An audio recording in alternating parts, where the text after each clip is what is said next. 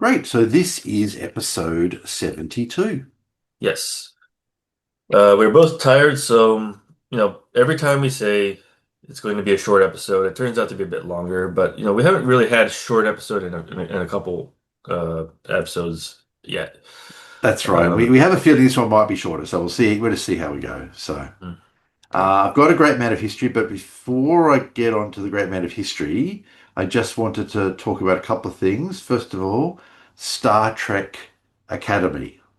All right. Start. Yeah, I Uh, think it's called Star Trek Starfleet Academy. Is that right?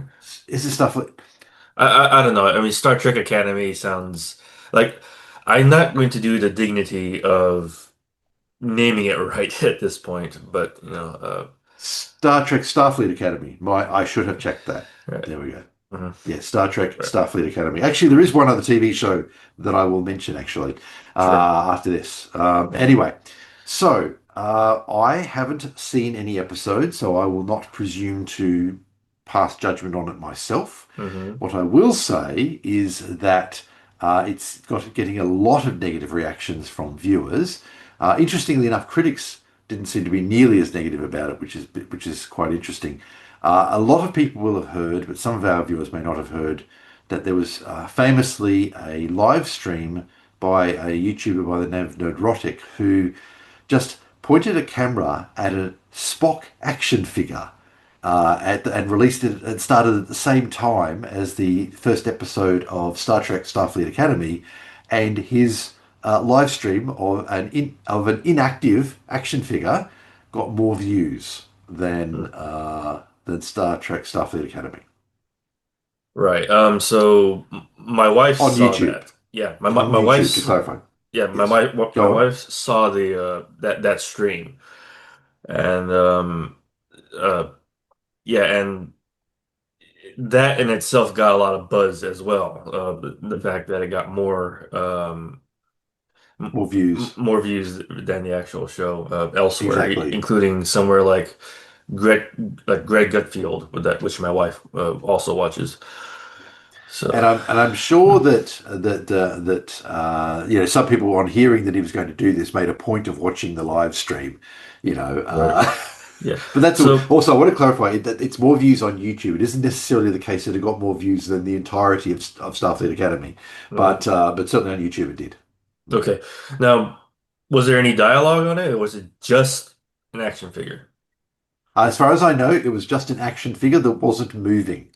This was I think perhaps quite an old action figure that wasn't animated in any way, and it just sat there Okay. for But yes, no dialogue from Nerdrotic or anything like that? not as far as I'm aware. Oh No, wow.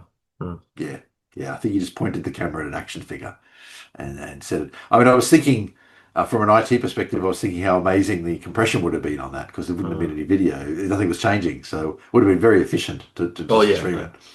Yeah, Yeah. but anyway, so that's yeah. So and yes, as I said, and to repeat, it's not that it got more views in total than Starfleet Academy, just more than on YouTube. And some people have correctly pointed out that Starfleet Academy was on other platforms.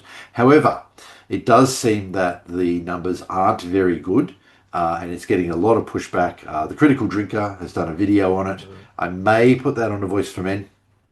Uh, there's a lot of claims that it's woke. No great surprise there. A little disappointing, perhaps, given that in the last 2 or 3 years, a few different movie producers and a few different TV series producers have started to get the clue that if you make something too woke, it will be unsuccessful.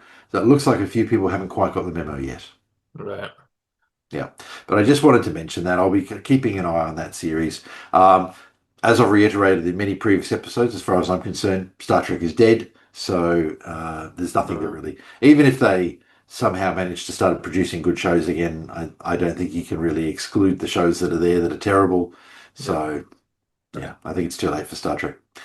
Which Yeah. brings me on to, I think I mentioned Stargate, which of course is my favorite sci-fi series, TV Mhm. series. Oh, actually, I should clarify. Probably my favorite American sci-fi series and my favorite sci-fi series starting in the 90s. I do have another one that I'm going to mention in a moment. But there is something news being cooked up for Stargate, as we mentioned in the last episode. They've said it's not. They've said it's not woke without coming out and saying it's not woke. We'll see. Okay. I really hope so.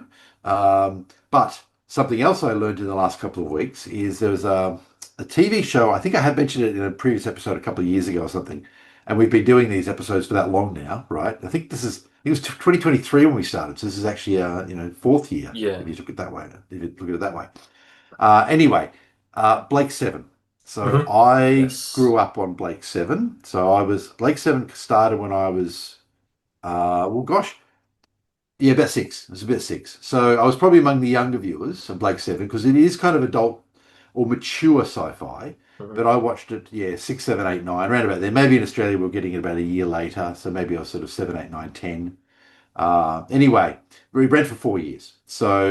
But Blake Seven was really groundbreaking in many ways. A lot of the things you see in modern TV, there are a lot of things that are wrong with all the stuff that's been produced in the last 10 years, but there are other things that have been done well, like the more of a willingness to kill characters instead of just guaranteeing a character will always survive until the next episode. It keeps the audience perhaps more on their seat and so forth. Well, Blake Seven did a lot of this. Blake Seven killed a character mid-season rather Hmm. unexpectedly character called Gan in the original 4 year series uh, would often take chances. And, there were quite a few times when old Gan just made it out in time before the explosion happened. And people would say, man, Gan, that was close. You were Hmm. really pushing it there. And then one day Gan's luck ran out and he blew up. So that was the Hmm. end of Gan.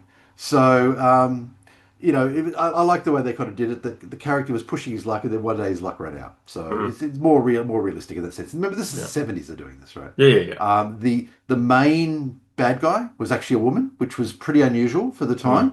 And is an example they often give when there are many other examples of major Yeah. female characters when feminists will claim that, Hmm. women aren't featured in sci-fi or whatever. But the character of Servalan was the main antagonist across the series, and she was in fact she conducted a coup of the government at one point in the series and went from being the senior military commander to the president. Anyway, of the Federation Hmm. in Blake Seven. Yep. Anyway, fabulous sci-fi series. Bit dated in some ways now. The budgets were really low. The dialogue was fantastic though. Uh, Looking back, and I have rewatched it. Some episodes are absolutely amazing. Some were, bit sort of, iffy. But overall, absolutely, it's a fabulous series and absolutely great for its time.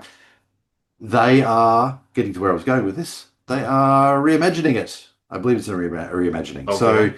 yeah, so this has been on the books for a long time. It was very popular at the time, and there were that people have been trying to get something done with Blake Seven, replacing it or something like it's not replace it rather, a new series in the same universe or whatever. For many many years, there were apparently complicated copyright rules around it. They'd done something really strange with the way they signed the actors up for the series, and apparently they all kind of, if they wanted to replay it, it didn't even go on TV for years and years because if they wanted to replay it, they had to get all the main actors to agree to it or something very strange. And so for sort of 10 or 15 years, you just didn't see it. And they finally got everybody to agree and they put it out on DVD, which I had a DVD set and so forth. Yeah. But the one of the actors, Paul Darrow, who played Avon, who was pretty much everybody's favorite character, Hmm. he really wanted to relaunch it. And I think he actually acquired the rights at one point. There was actually a really good idea. It's decades ago, so I'll give you a spoiler. At the end of Blake Seven, the 4 year series, the bad Hmm. guys won. That was Oh. pretty revolutionary too, and that shocked us all at the time. I mean, I was a kid, I was just absolutely shocked. The bad guys won. They gunned down all the main characters at the end of the series. Hmm. Had there been another series, they were going to bring back anybody. They could have said, "Oh, somebody survived," for a fifth series or something. But as it was, there was no fifth series, so that was the end of the characters. But one idea they had was to bring back Avon 20 years later. He'd been languishing in jail for 20 years, having been captured by the autocratic government in the Blake Seven universe. And then they could have launched a new series with new characters and so forth. But didn't happen. And so Blake Seven has languished for decades, but now apparently we're really getting a new series. But my Yeah. concern is Right. that that yeah, they may do a terrible job of it as they've been doing with a lot of things lately. So I remain hopeful, like with Stargate, as I said last episode. We'll see. We'll see what happens. Right. Yeah. So is it going to be the original people that made it? I think it has to be. Well, I don't know if anyone. Actually, I don't know much about it in terms of whether the original people behind it, involved first time were behind it. Probably not because they're all quite old now, or have passed away. But I think it'll be a reimagining. I don't think they would have any original characters or anything at this point. It's just been too long. So I finished in 1982. Hmm. Well, yeah, I guess late 1981. Yeah. Right. So, but I think it's a reimagining. We shall see. But I guess I didn't really explain. I haven't mentioned it in a previous episode a long time ago, but essentially, it's set in a universe that is in many ways the antithesis of the Star Trek universe. In Hmm. fact, I perhaps a little bit that's what they were going for. The Earth is ruled. Earth is the capitals of a large organization that rules over many worlds Hmm. called the Federation, right? Yep. Like in Star Trek. But Yep. this Federation is autocratic and oppressive. They keep the population of Earth drugged most of the time. So, because I guess Earth's probably got the largest population. So, the Hmm. population of Earth is drugged most of the time. People are restricted to cities. It's actually very difficult to get out of the cities on Earth. Uh, there are other worlds all settled by humans. There are perhaps a few hundred worlds settled by humans. Most of them, they have more freedom than on Earth, but they're still under the thumb of the Federation. And the Federation's control gets lesser and lesser as you go out. So there are worlds on the edge of Federation territory which are only perhaps nominally under the control of the Federation. And groups that are perhaps plotting against the Federation can get some respite there. But Blake was a leader of a rebellion on Earth a few years before the start of the series. Hmm. He was captured. He was He was. They falsified charges against him, imprisoned him, and erased his memory. And some years later, rebels get in contact with him again, and they try to sort of get through the erasure of his memory, and try to get him to remember. And he's starting to remember his past, Hmm. and he gets arrested again by the Federation, and sent to a penal colony this time on another planet. Hmm. And they decide to get rid of him. And they don't want to kill him because they'll make him a martyr. But they want to sort of bury him basically on this far away penal colony. While he's on the way, uh, the prison ship that's transporting him encounters an unknown vessel, and the crew of the unknown vessel see this as a prize. It's just a prison ship. The guys who work there are, not top of the line officers in the fleet or whatever.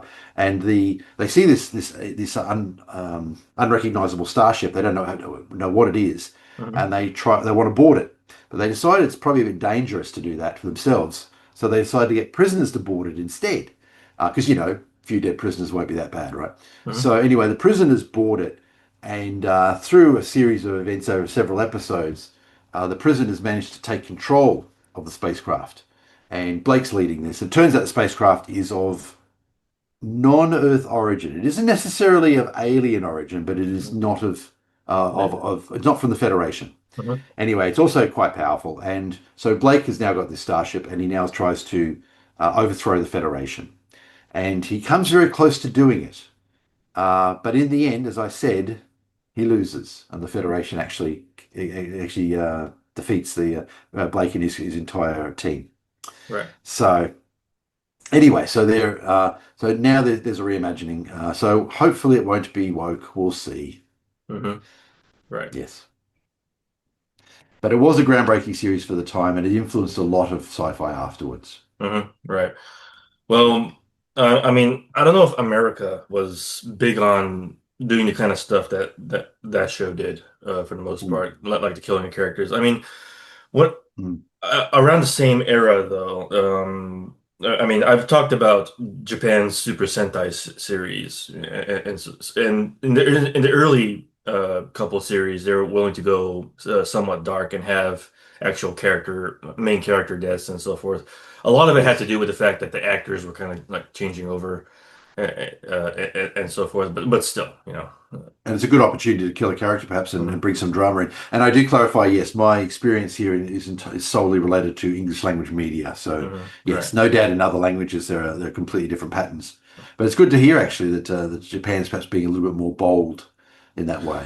Well, Japan in general is uh, they seem to have a stronger stomach on subjects Mm, like as much as I take pride in my Americanness as well as my Japanese aspects. I have to observe that the United States is pretty squeamish when it comes to a lot of things. What it mm, shows in public and what it shows to kids and so forth. Like they would censor guns or like mute certain subject matters. And America's supposed to be the gutsy country, and it's supposed to be the one that really kind of raises its people to become more headstrong yeah, and self. I more was thinking self-reliant and frontier spirit and all that. Yeah, exactly. But yeah, I don't know. I don't know who to blame for the squeamishness, though. I don't know if it's uh,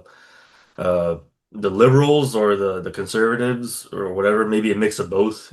maybe a mix of both. Yeah. Yeah, but it's a very strange thing I've seen in any given American media and any kind of imported media as Mm, well. So. mm. I must admit, I've even seen that in relation to, say, yeah, non-American English-speaking media, where sometimes that can be a little bit more bold. There are certainly topics that were being explored in Australian or Canadian movies or whatever that maybe weren't being explored in American movies as much for a long time. That's probably changed a bit now, I think, where there's more freedom to probably. But Mm. yes, I agree. For a long time, there were these constraints, and I think some of them were official constraints too, weren't they? Where they had media limitation, where they actually set rules about how the things that media couldn't do, were Probably perhaps so. stricter than ones in other countries. Hmm. Yeah. Yeah. So I'm interested in to see what happens with the new series of Blake Seven. Hmm. Right. Um, Now you did say it was a reimagining. It's not a sequel, right? Is it a I restart? believe it is a reimagining. I don't know much Okay. about it, but I believe it. I can't see how they could do a sequel now. Right. I think yeah, all the actors, like Paul Darrow's passed away, Mm. and Gareth Alexander, who played Blake, has passed away, I believe. So yeah, and I think it'd probably have to be a reimagining at this Mm. point. So Right. yeah, which is a pity because there were some really good ideas about extending the story, as I said later on. So there it is. Right. Yeah. Um, I did want to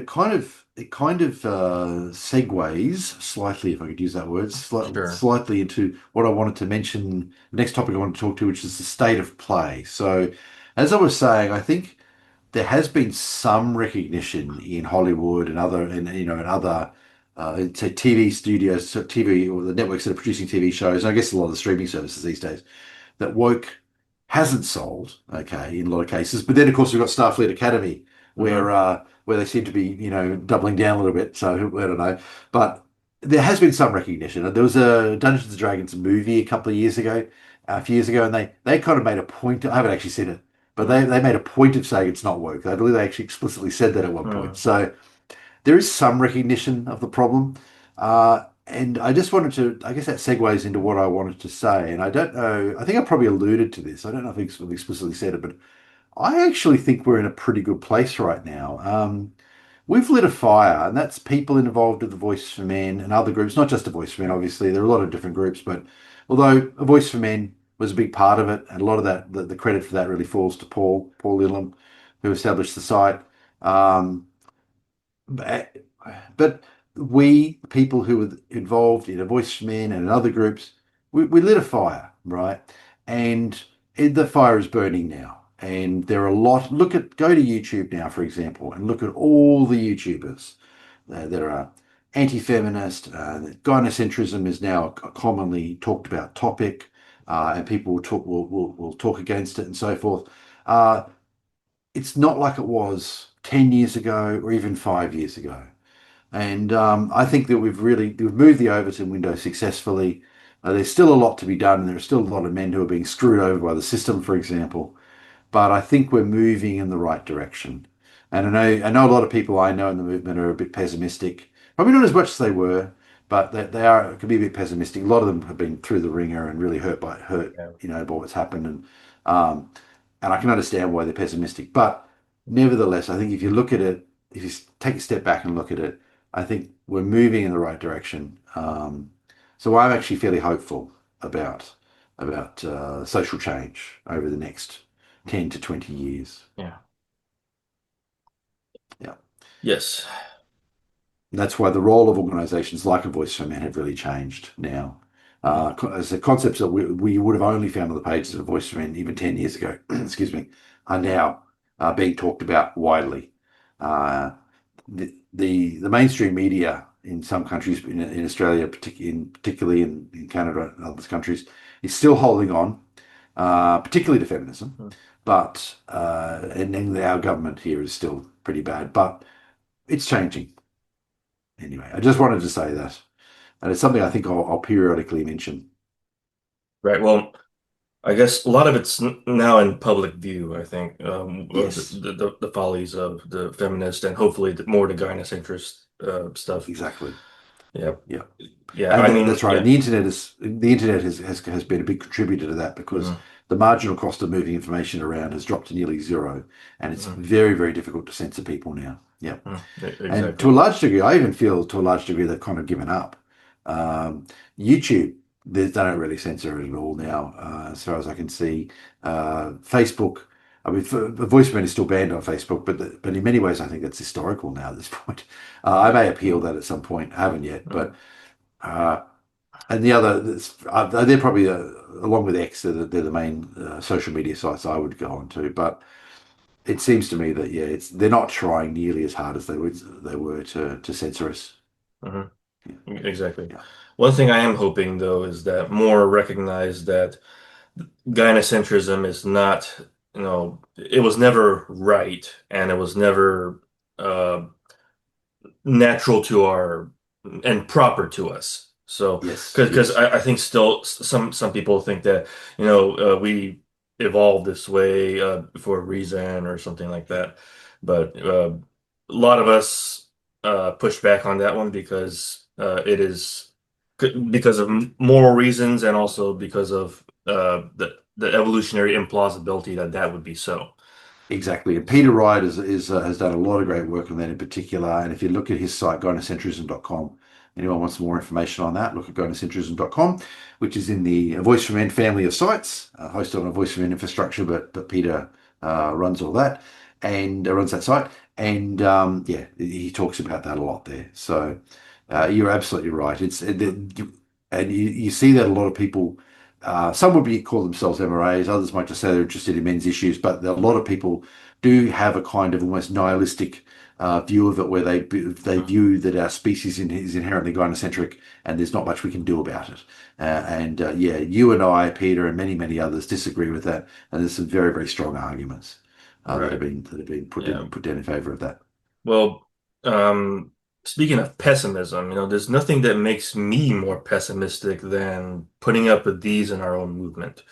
Mm. Yeah, I mean, uh, I suppose I almost rather uh, do this with a skeleton crew than be stuck with a bunch of evopsych natural gynocentrics, what I've termed biogynocentric at some point. Yep. Uh, People A, a voice for because men has always stood out in many ways, even within men's rights and within the broader manosphere and so forth. It's really has led the way and continues to lead the way hmm, as we argue against exactly biogynocentrism. That's right. yeah, exactly Yeah. right. So I've just got one other thing that I want to talk about, and that is, of course, the great men of history. Okay, now I have a vague understanding of who this person is. I think I might have seen him mentioned by someone once. Nice. Yeah, he's not very well known exactly. And I hadn't heard about him, even though I'm a bit of a history geek and so forth. I hadn't heard about him until relatively recently either. In fact, there's been a few cases with great men of history where I've uncovered these sort of lesser known figures, and it's been great for me. I mean, researching my book, The Victorian Fallacy, even I found out all sorts of amazing stuff There's so many stories out there that go against the mainstream and what I call the feminist historical narrative. Anyway, that's sort of an aside. But yeah, James Prinsep. Hope I'm pronouncing his name correctly. So 1799 to 1840. So unfortunately, he didn't live to be very old. He was English. Now he was an Orientalist and an authority on antiquities. That's probably a word that would upset some people these days, Orientalist, but that's what he was called at the time. I know you're not bothered now exactly, but some people that would Orient is considered to be an offensive term. I've been told in recent years. Hmm. There are a lot of them these days. Exactly. By the way, for anyone who wants to know the opposite, or not the opposite, the equivalent term for Europe for is Occident. So, yes, Not as well known, exactly. but it's Occident. Correct. Exactly. So if Yes. you want to talk about Europe, you can say it's an Occidental topic. That's right. Yes. Hmm. Yes. Yes. So I apparently did. I nobody. did know that. Yeah. Yes, yes, but I just thought I'd mention that for everybody listening because and watching because it's not a well-known term. But the term Occident for some reason isn't offensive, but the term Orient is. Mhm. There you go. Yeah. Yeah. Then again, Occident, they don't use it so much, so they don't know to be No, offended.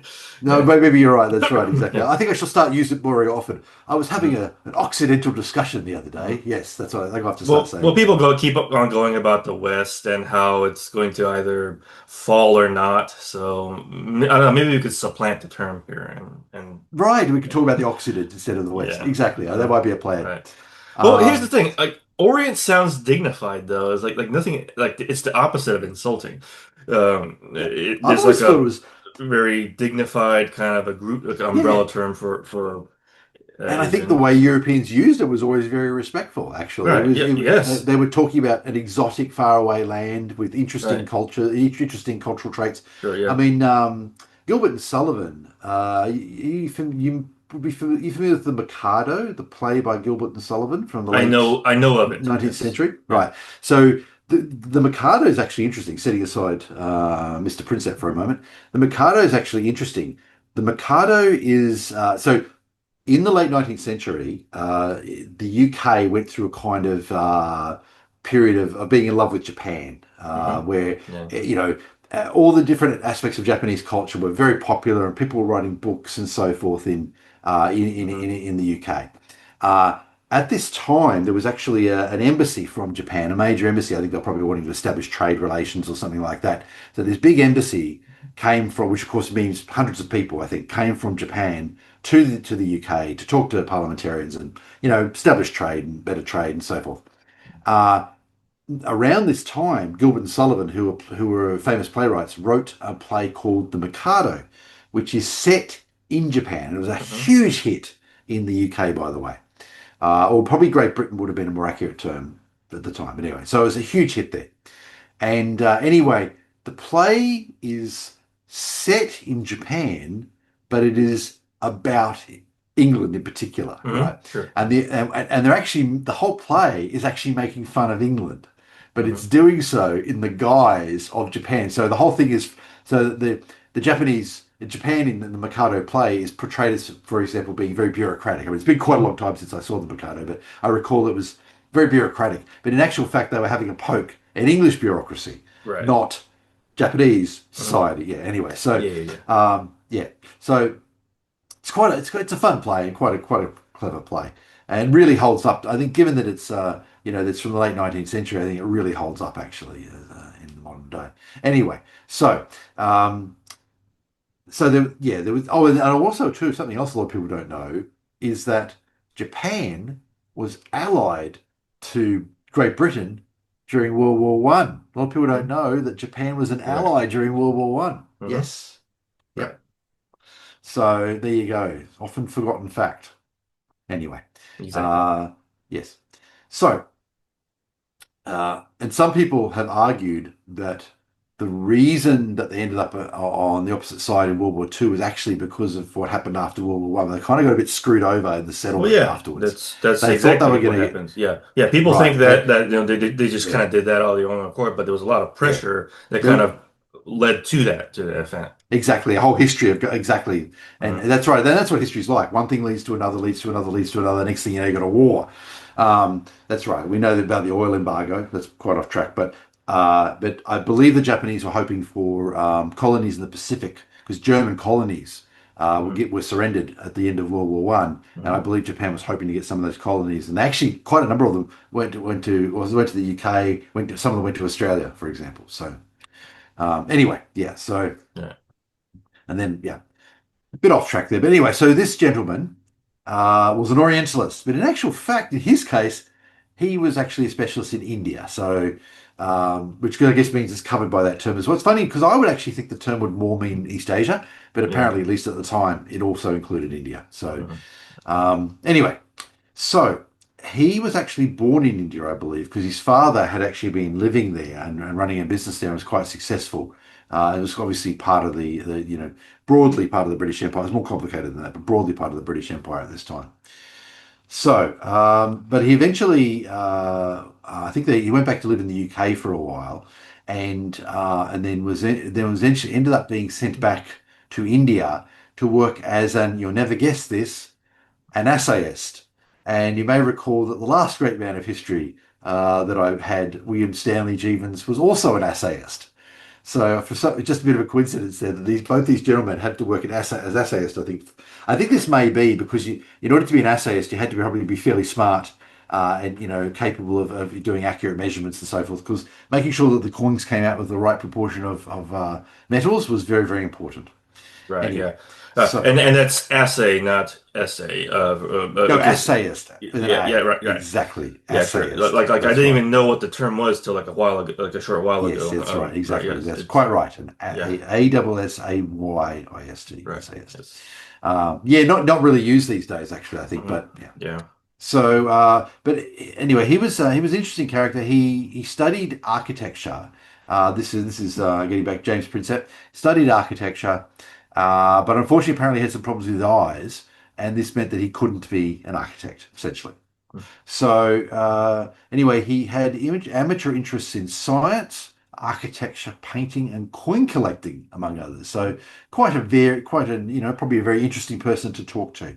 Yeah. His coin collecting interest and this is primarily focused in India because he was living in India for quite a long time, uh, led him to start to try to translate some ancient Indian coins. And people actually around India started sending him coins asking him to translate them. Hmm. And this led him to attempt translations on documents, right? And in the end, he managed to decipher not one, but two ancient Indian languages that nobody else had deciphered. So it all started, I guess, he's a smart guy. He's got a Hmm. lot of varied interests. His interest in coins led him to translation. Managed to master translating documents, and then he started to decipher new languages. And so the two languages are, uh, I hope I pronounced this correctly, Kharosthi and Brahmi. I guess Brahmi is easier to pronounce. Yeah. Yeah. Kharosthi and Brahmi. But these were two ancient Indian languages that nobody could speak anymore or read. Right. And he managed to translate both of them. Hmm. Anyway, later on he became ill.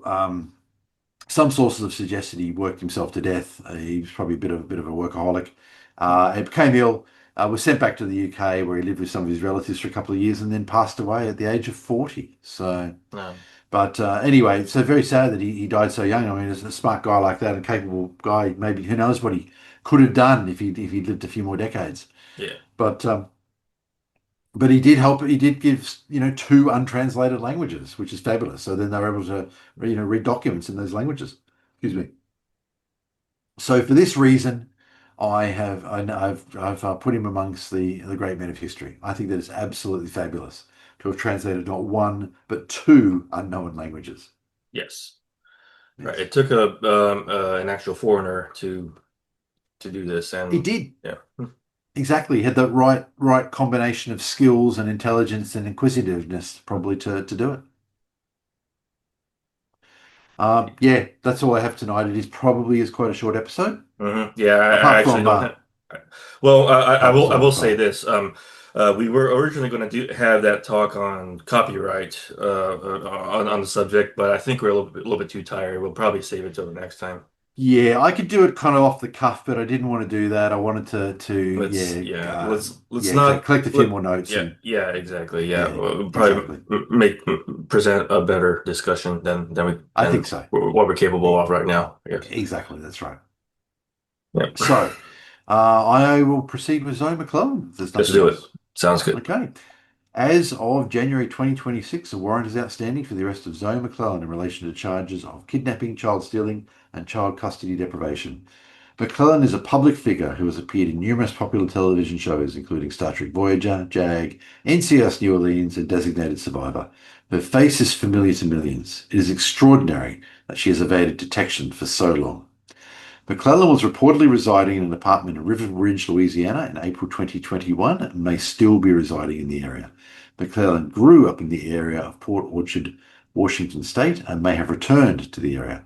Some sources believe that McLellan has left the United States and is residing in Canada or Costa Rica. Prior to disappearing, McLellan was known to use the alias Sarah Chandler. Anyone with any relevant information should contact the Los Angeles County District Attorney's Office. And I'd just like to add that I've now been adding this message to videos for several years. I don't recall exactly when I started, 24 maybe, but that would at least make it a couple of years. And it's absolutely extraordinary. Here we are. She still hasn't been found, nor has her son. Yeah. We don't even know if the young boy is going to school. All Yeah. right. Thank you very much. Well, All see you right. next time for episode Sure. 73. Sounds good. See you then. Bye. Bye.